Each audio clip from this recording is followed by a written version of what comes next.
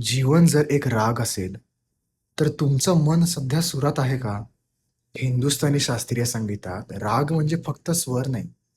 त्याला भावना आहेत, नियम आहेत, शिस्त आहे, एक दिशा आहे, नियम आहेत, साधना आहे आणि त्या साधनेसाठी लागतो तो गुरु.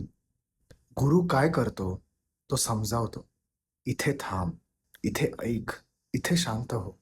आपल्या मनातही अनेक भावना असतात. राग, भीती, दुःख, आनंद. जेव्हा भावना दाबल्या जातात, तणाव तयार होतो.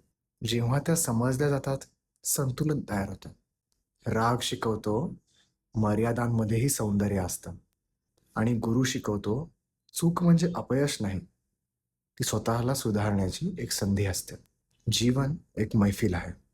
मन एक राग आहे आणि तुमची जागरूकता हा तुमचा खरा गुरु आहे.